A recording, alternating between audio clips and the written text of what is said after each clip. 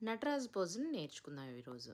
ఈ పోస్చర్ మనం పెట్టడానికి ఫస్ట్ థింగ్ ఏంటంటే సౌష్ఠవం అనేది ఇంపార్టెంట్.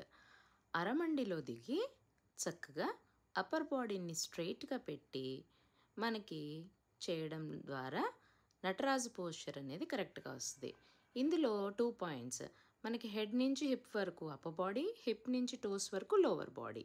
సో ఈ పోస్చర్ చేసేటప్పుడు అప్పర్ బాడీని సౌష్ఠవంలో స్ట్రైట్గా మనం పెట్టడం వల్ల మనం పోస్చర్ని ఎక్కువసేపు లాంగ్ డ్యూరేషన్ అనేది పెట్టగలుగుతాం.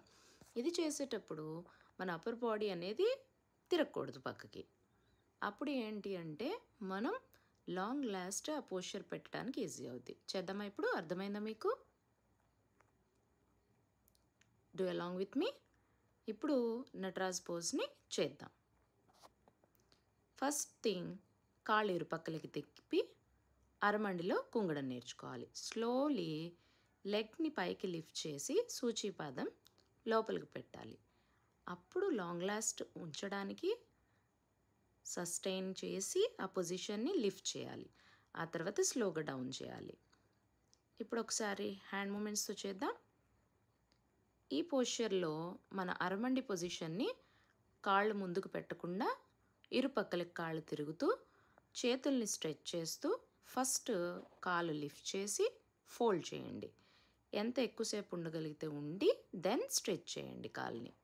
మళ్ళీ అదర్ సైడ్ కూడా మనం ప్రతి స్టెప్ని, ప్రతి పోస్చర్ని ప్రాక్టీస్ చేయాలి.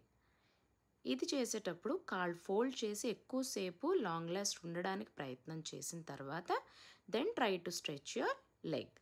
ఇది చేసేటప్పుడు కూడా అప్పర్ బాడీ ఎప్పుడు స్ట్రైట్గా ఉండడానికి మాత్రం మీరు ప్రయత్నం చేయాలి. అండ్ అరమండిలో కుంగడానికి కూడా ప్రయత్నం చేయగలిగితే లాంగ్ లాస్ట్ మనం నటరాజ్ పోజ్ను ఉండగలం.